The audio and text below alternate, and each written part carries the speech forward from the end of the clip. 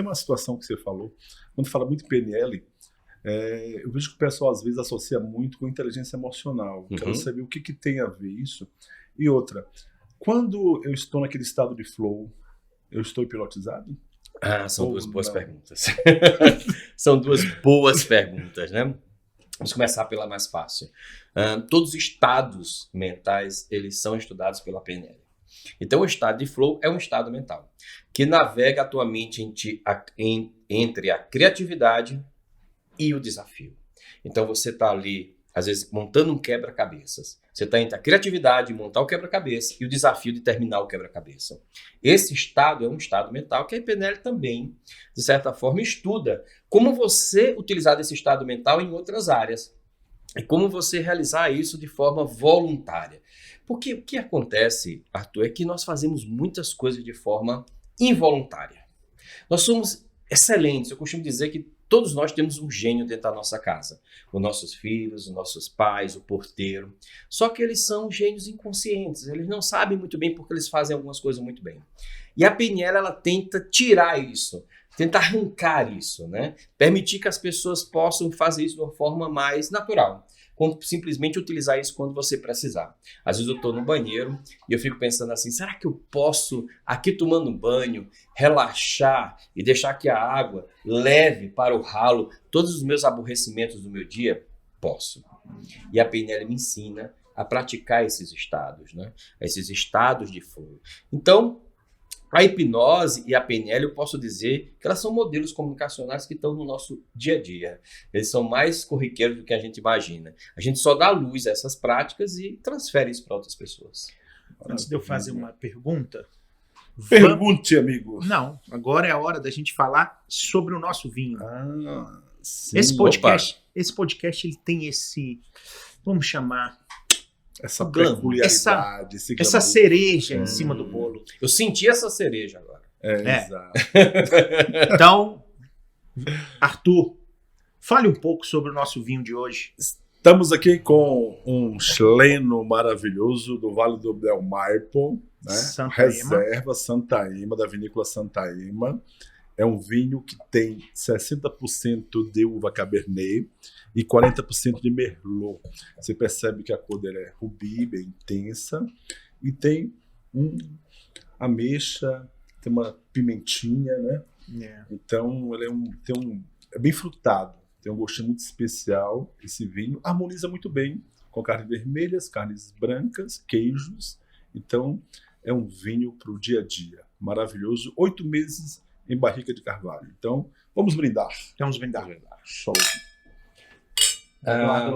Que, se me permite adicionar, decantado, fica muito mais saboroso. Com certeza. Com um tempinho aberto ali, né? Exato. Respirando. Ele mudou completamente o sabor. Mudou completamente, né? Desde a primeira taça que a gente tomou, para agora que ele já está aerado ali, o ar já entrou. Já é um outro vinho, né? Você tá na segunda taça só, né? Não, o pessoal vai achar que tá na quinta. Não. É a primeira garrafa. E me permita dizer que os rituais que são utilizados no vinho, eles são rituais hipnóticos. Olha só. Olha aí. Então temos a ver, né? Será que o estado de embriaguez é um estado hipnótico? É um estado de consciência alterada, só que sem controle. O estado hipnótico é um estado com controle. Mas com controle, alguém controla. Você né? pode controlar o seu próprio estado ou outra pessoa. Eduardo, eu quando estou hipnotizado, eu me controlo? Você está sempre no controle. Tá. Isso também é um mito que tem na hipnose. As pessoas acreditam que a hipnose, a pessoa está controlando você. Inclusive, as pessoas têm muito medo de ser hipnotizadas por isso, né? Mas, na verdade, a hipnose ela é uma relação de confiança. Isso acontece também nas vendas. Quando você vai comprar de alguém, você compra primeiro a confiança naquilo. Se você está me oferecendo um vinho, eu estou confiando em você que aquele vinho é bom para mim.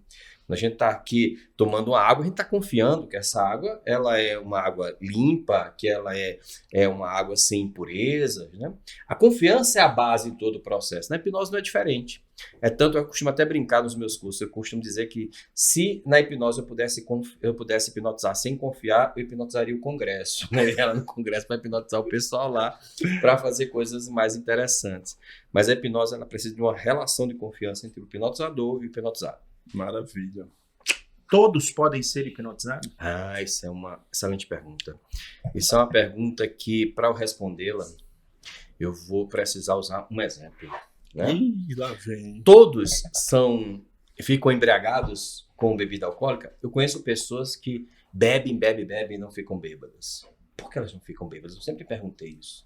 Tem gente que o álcool não tem o mesmo efeito que tem para algumas pessoas como para outras. Enquanto que tem pessoas que tomam uma tacinha de vinho e ficam completamente embriagadas. Né?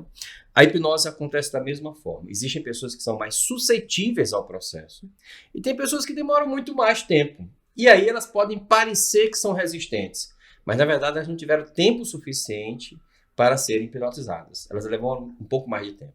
As pessoas que são mais suscetíveis, elas são hipnotizadas mais rápido, às vezes instantaneamente.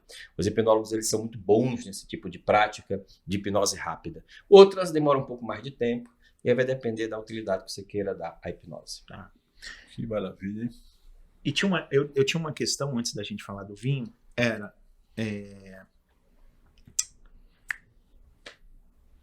Deu branco? Fugiu. Tá hipnotizado? Não.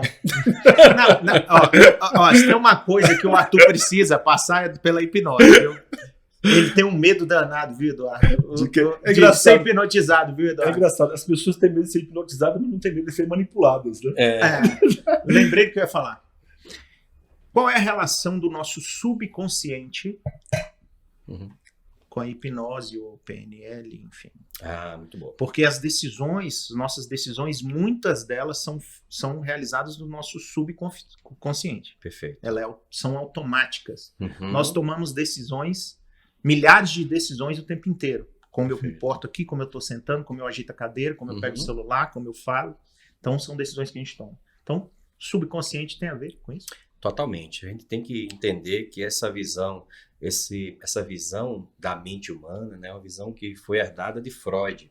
Por isso que a gente diz que é o próprio espectro da mente humana sobre uma perspectiva de como a mente funciona. Freud dizia que nós temos o inconsciente e o consciente. E esse inconsciente era esse repositório maluco, cheio de emoções represadas, recalcadas, né? Muitas vezes com uma conotação um pouco negativa.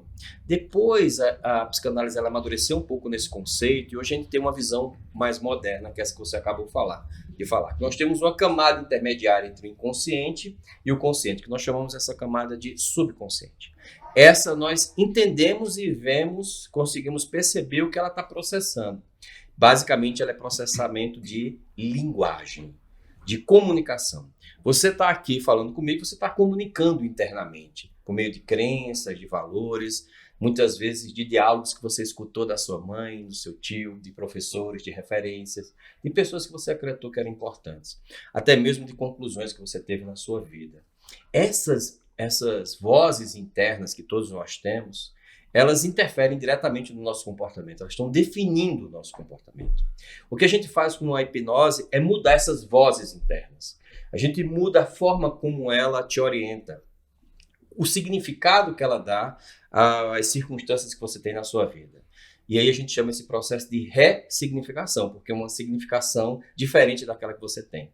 E quando você significa isso de uma forma diferente, que isso está no subconsciente, né, você tem um comportamento diferente. Por exemplo, se você começa a perceber que comer doces é uma coisa desagradável para você. Antes você dizia, não, eu mereço comer um doce, eu acho que doce é importante, eu só sinto prazer com doce. E você muda essa perspectiva. O doce agora não é importante para você e você pode, no lugar de comer um doce, comer uma fruta. Porque fruta é mais saudável. E saudável torna-se um valor para você. Quando isso ocorre, você automaticamente muda a perspectiva de comer doce para comer fruta. Esse pensamento começa a ficar recorrente, a gente cria um transe desse pensamento. Existe uma reprogramação, no caso. Existe uma reprogramação no subconsciente, como o Rodrigo mesmo falou. E aí você começa, quando olha para o doce, e diz, não, eu vou preferir comer fruta. Vem uma vozinha interna aqui. Então a hipnose, ela lida muito com essas vozes internas que você tem.